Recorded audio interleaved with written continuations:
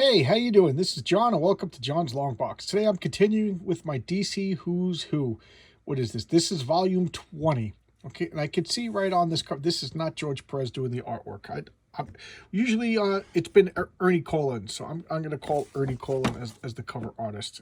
I don't see any autograph, so I'm right until proven wrong. That's the way I live my life.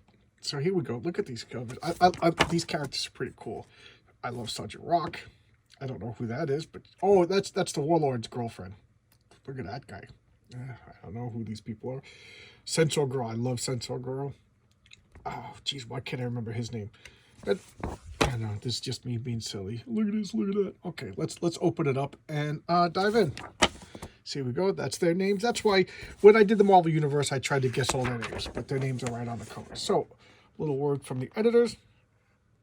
I always like to look at the letters pages to see if I recognize anybody. I do not recognize anybody. Oh, Paris Collins and Dick Giordano. So I was wrong. Okay, so Paris Collins. Why didn't I guess Paris Collins? I'm a big fan of his. So the last time I did this, I talked about how it was newsstand. It was a comic book store only, and somebody corrected me, told me that they got it in on the news rack. Okay, so there you go. You get it on the news rack. So here's Rubber Duck. This is one of the Zoo Crew, Captain Carrot and his Zoo Crew. A comic that I'm currently reading through by Scott Shaw as the artist. Rubber Duck. What else can you say? You know, Ryandar. This is Coriandar's brother from Starfire from the Teen Titans. Oh God, sorry about that cough. This is Sean McManus. Sean McManus. I really dig his art. I first became aware of Sean McManus. He was a fill-in artist on Saga of the Swamp Thing. He did like a cartoony style of goofing on Pogo, Walt Kelly's Pogo. I really loved that issue. Even at the time, I remember just digging the story, and it started me becoming like a lifelong Pogo fan. Matter of fact, over there, that blue book is Pogo. Oh, that's not Pogo. Where's Pogo? I don't know. It's right here. I got a collection of Pogo. Sabek. Okay, this is a Captain Marvel, Shazam villain, Kurt Schaffenberger. Or Captain Marvel Jr. he fought. I don't know much about him. I really don't know much about those early Fawcett comics. They're too expensive. I'm trying to look for collections. Okay, there you go. Anybody out there know of, I know Arthur Tripp and probably Bucky will know. Anywhere to get some nice collected early Fawcett stuff. I got the back rub by Captain Marvel Jr. Collected edition, but I want to get some more of that stuff. Sandman, look at that great costume. Look at that great costume. I love the more traditional gas mask better, but that is just great. Something about the cape and the fedora. I love that like film noir detective look by Michael Bear, excuse me. Just great. Adventure Comics 39. Guys, I cannot recommend Mystery Sandman Theater enough. It started with Matt Wagner. Just great comics. This is the Jack Kirby, Joe Simon versions of the Sandman. Just so good. I don't know what they're doing with this character. I think he got retconned so many times. But I don't know what his current standing is in the DC universe. And here we got the Jack Kirby version of the Sandman. A different character. This was the in the 70s. I showcased the first issue. It is just insanity.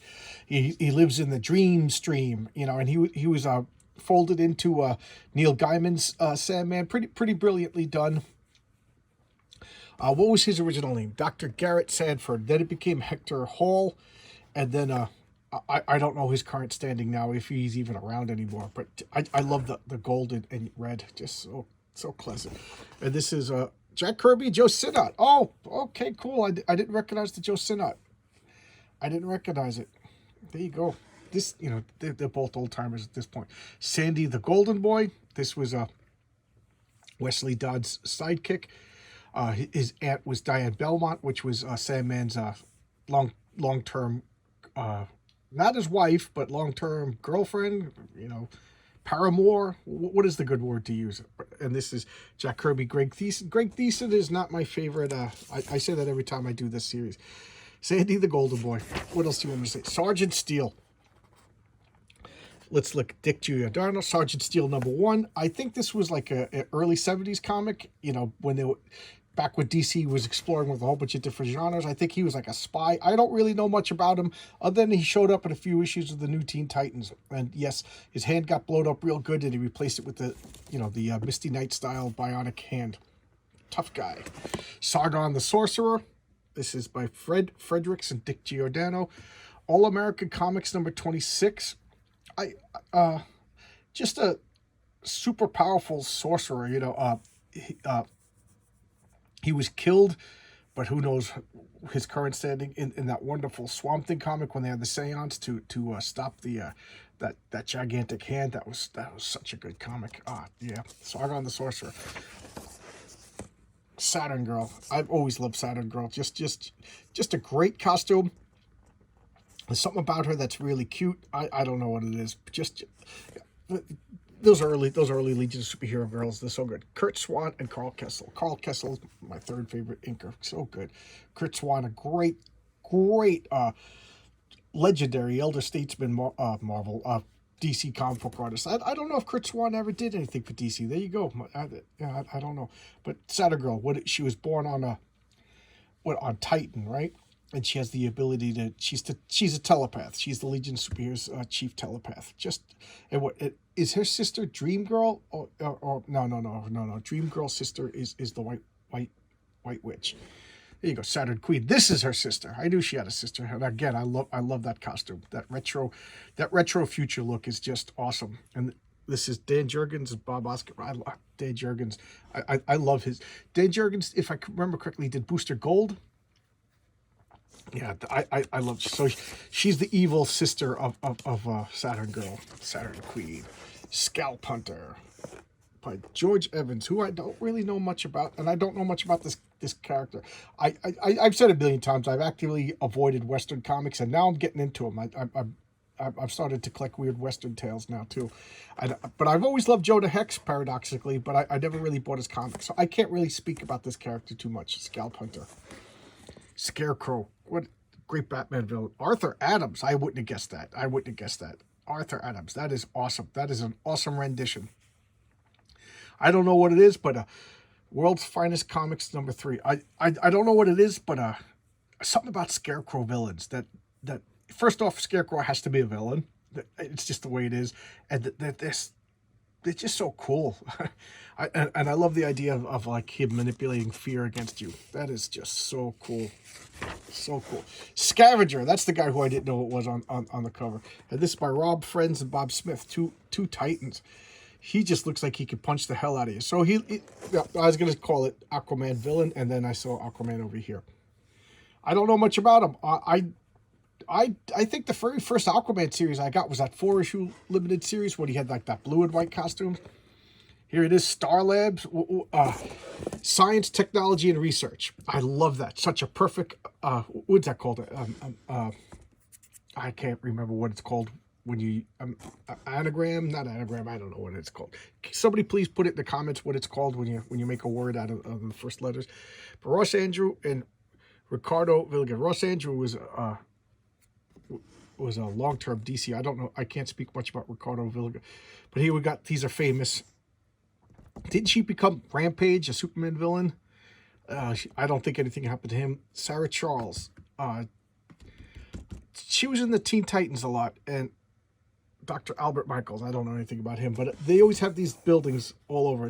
They're like a weird thing that can only exist in comic books. Like a government corporation science thing, And what were they doing? They were doing whatever needed to sound scientific in comics. As far as I know, did they debut in Teen Titans? That's where I learned about them. So, as far as I know. Sea Devils, never collected it. Don't even know their names. Biff Bailey, Dean Dorrance, Judy Watson.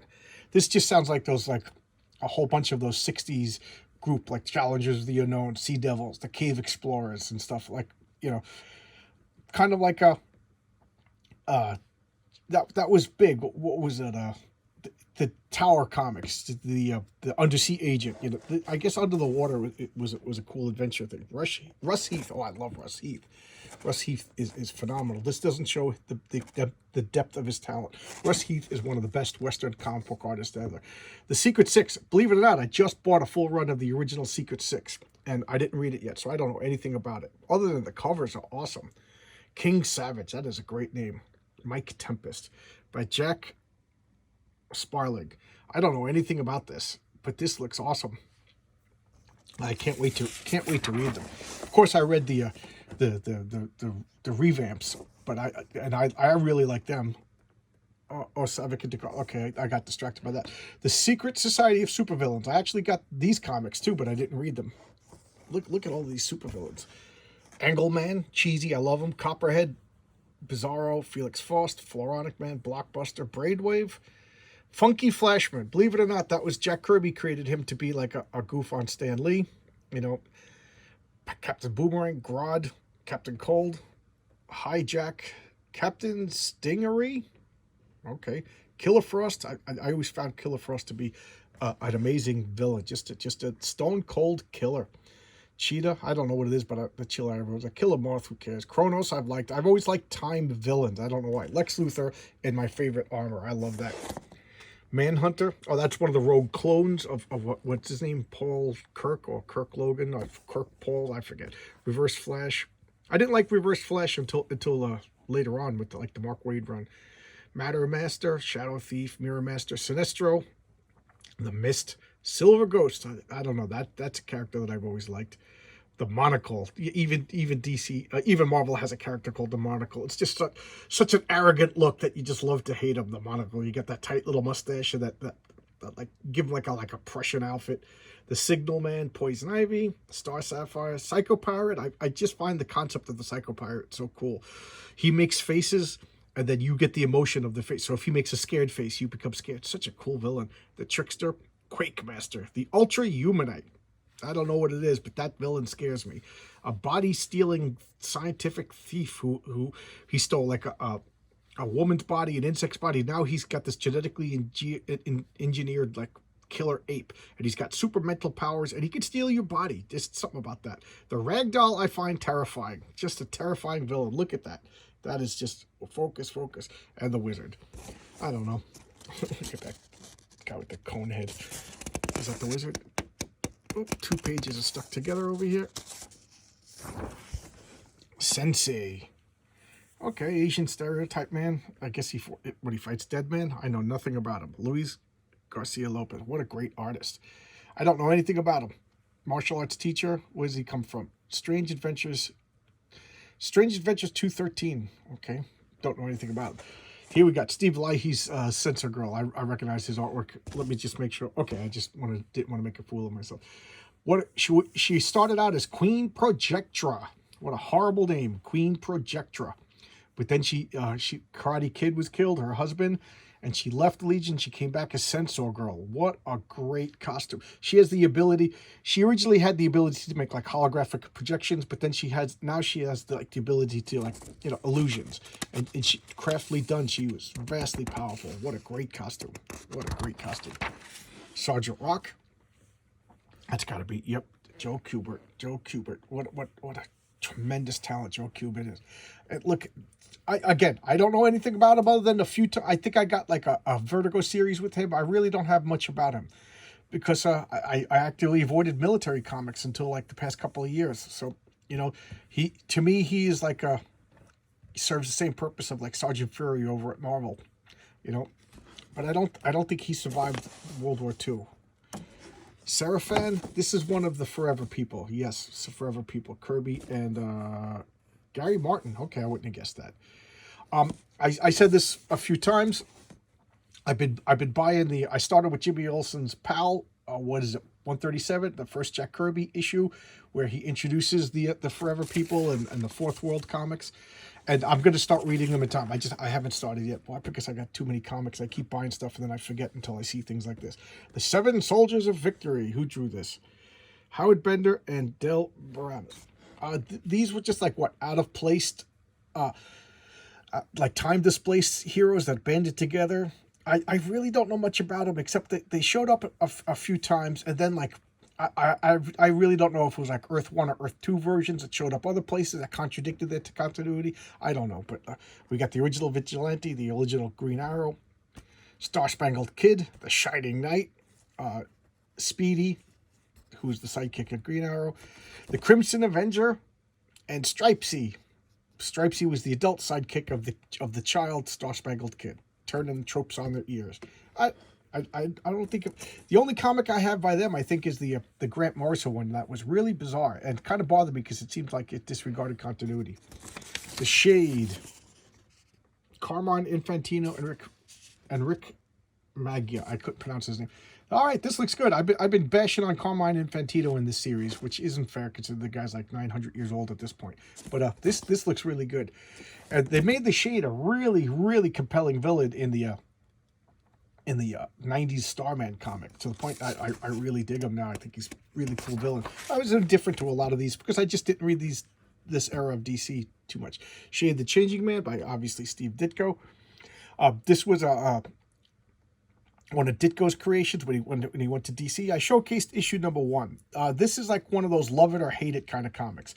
I hated it when it first came out. I actively avoided it, which was easy because I wasn't really into DC at the time, and I hated Steve Ditko at the time. You know, my tastes have matured. As an adult, I picked up one. I think it only lasted like six issues, and I got to say, I dig the concept. Because I'm a Steve Ditko fanboy as I grew up, and I dig the concept. The costume and everything, and the concept is a little wonky, but the ideas behind the comic are great. And we got Steve Lahey again. I don't know why I didn't recognize, but Steve Lahey's eyes I could always recognize. But this is Shadowless. She's the love interest for Mon-El. They're like a power couple, and she has the ability. She's like an ultimate hand-to-hand combatant, and she could generate fields of like intense darkness. Just, a strange power, considering like all the other powerhouses on the Legion. But it's the kind of power that you have to be intelligent and crafty to use, and she's sneaky. I do like her. Such a cool. Oh wow, Shadow Thief. I like this. Oh, Joe Kubert. No wonder I like it. That is just cool looking. Oh man, I don't really know much about him. Brave and the Bold. Who does he fight? Oh, Hawkman. That's why. I don't have any pre-crisis Hawkman. That is cool. Took me by surprise. The Shaggy Man by Wendy Pini. There's a surprise. Wendy Pini, for those of you who do not know, she is. Her and Richard Pini created ElfQuest. I think Wendy Pini was the artist, and I think Richard Pini was the writer. And those of you who do know, Wendy Pini also got famous for cosplaying Red Sonja back in the 70s and going around. If you Google cosplay Red Sonja and it's an older picture, odds are you're looking at Wendy Pini. She had a body she had the looks to dress up as Red Sonja. Boom is all I got to say. And she's also a super talented woman. I love ElfQuest. I should showcase more ElfQuest. And here we got Shakira. Her hips don't lie. This is the love interest of Travis Morgan, Warlord. A comic that I have all the issues of, and I thought I read them all, but I only read the first 4, so no wonder I confused myself. Mike Grell. Mike Grell is phenomenal talent. I'm a Mike Grell fanboy, so I think I just went on a big bender and bought everything Mike Grell. And I think I just tricked myself into thinking, I know why, because I read the reboot. There you go. Shark. I also love shark villains. I don't know why, but Dave Gibbons, I never would have guessed that. I think I say that every time, Dave Gibbons. So he fights Green Lantern and Aquaman from these pictures of here. Don't know anything about him other than I love shark villains. That is cool. That is super cool. Shazam? Who drew this? Jerry Bingham. I never would have guessed that in a million years. Okay, that's kind of what I look like. Maybe I could grant people superpowers. So Wiz Comics number 2, which is the first Wiz Comics. Number 1 never came out, so I don't know the story behind that. But Wiz Comics number 2, the first appearance of Shazam and Captain Marvel, Billy Batson. I love Shazam. I love Captain Marvel. I something about him. I got introduced to him from the TV show in the 70s when they drove around with Mentor in the van, the silly cop. That was my first experience. So I was confused when I saw Shazam, and like most people, I thought Shazam was the name of the superhero, but it's the name of the wizard. And it's a real shame that DC doesn't know what to do with him. You know, I told you this a few times that I wrote a letter and mailed it to DC. It was a pitch to do a Shazam comic, you know, Captain Marvel Shazam, like they need it from me. But I never heard from him. But it was gonna have like a, you know, wisdom of Solomon, strength of Hercules, power of Achilles, or courage of Achilles, power of Zeus, strength, endurance of Atlas, speed of Mercury. But what is the wisdom of Solomon? Solomon is the you know, the biblical king, and it's weird that Solomon is the only one that's not Greek or Roman. You know, he's Judeo-Christian, but Solomon, you know, the big story with Solomon is he's going to cut the baby in half, and the real mother said, "No, don't do it." That's an allegory for ancient Israel. You know, Israel was split into two. It was Israel and Judah, I think, were the two nations of Israel, and they were fighting over like the righteousness, which one had the claim to be called the chosen people. And one of them said, "You know what? We're not going to divide it. We're not going to destroy anything." And Judah said, "Yeah, we're going to divide it. So now we know which one's the real one." And then it was destroyed. It was all an allegory. But you know, after Solomon, Israel, so he's not really that smart when you talk about as a king. You know, he got tricked by Jezebel, you know, and everything. But his real wisdom was he bound 1,001 genies. He trapped demons. You know, he had all this magical knowledge, and to me, that's the wisdom of Solomon. So Billy Batson has this magical wizard knowledge that he can tap into. That plus he has the Rock of Eternity, which floats beyond time and space. He has the Historiograph, which he could use to look anywhere in time and space. And then he has the 7 deadly sins. I know they call them the deadly enemies of man, but they're the 7 deadly sins trapped. So here he is, this like godlike protector outside of time and space. And that's what I was going to... So he's a kid. He picks Billy Batson because Billy Batson is childlike innocence. He sees the beauty in everything, and he becomes, you know, he learns his mistake for Black Adam. He gives Billy Batson the power, and then Captain Marvel, you know, a name only a child would come up with. He becomes, you know, wish fulfillment. He becomes his own best friend, his own big brother, his own protector, because he's a little orphan kid, and he looks like his father. You know, everything a little kid would do, and then he goes around and he fights supervillains and everything. But he grows into the wisdom of Solomon. He learns magic, and what does he do? From beyond time and space, he is dealing with like cosmic horror. That was my pitch. Like he's fighting like Azathoth, the Og-Sagoth, and Cthulhu, and things like that. Because I'm an H.P. Lovecraft freak, so like most of humanity doesn't even comprehend what he does, and the childlike innocence is what keeps him from succumbing to madness. So there was my Captain Marvel pitch. You know, I'm sorry, some editor just opened it up. So what's this? Threw it away. Shimmer, love Shimmer.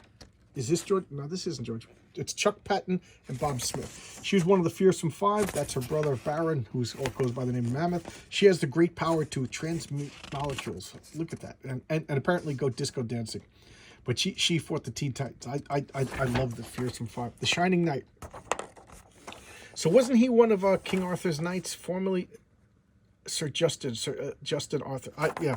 So he's Sir Justin, like a missing Arthurian knight. There's Merlin gave him the power. I don't know anything about him. John Bolton, phenomenal artist. So, you know, it's an Arthurian knight turned superhero on a flying horse. I'm sold. You know, any comics I should look at? Anybody have anything that they would recommend reading about the Shining Knight? Because I kind of dig that. So, Hawkman, I think I collected this. Sergeant Rock I didn't collect. All-Star Squadron I collected. Oh yeah, matter of fact, this particular issue is right over here on my stack to showcase. Somebody requested Secret Origins and I forgot about it. Blue Beetle I collected, and Warlord I collected. Everything but Sergeant Rock's. I didn't even realize Sergeant Rock was still coming out at this point. Here's the back cover. So there you go. 20 issues, and there's still more. I still got more of these DC Who's Who. I forget, I think it goes up to 28. And I kind of forgot about them. So, you know, these are like one of my staples. Whenever I, you know, don't know what to do or I'm kind of panicking, I pull one of these out. People seem to like this series. So thanks a lot, everybody. You know, I did my first surprise live stream last night. It was a lot of fun. A lot of people seemed to come on and talk to me. It was a lot of questions, a lot of fun. But anyway, let's get back to this. So, all right, thanks a lot, everybody. I appreciate you, and tomorrow night. For those is the 5th, and I will be talking live with Josh Howard about his amazing comics. Thanks a lot. Bye-bye.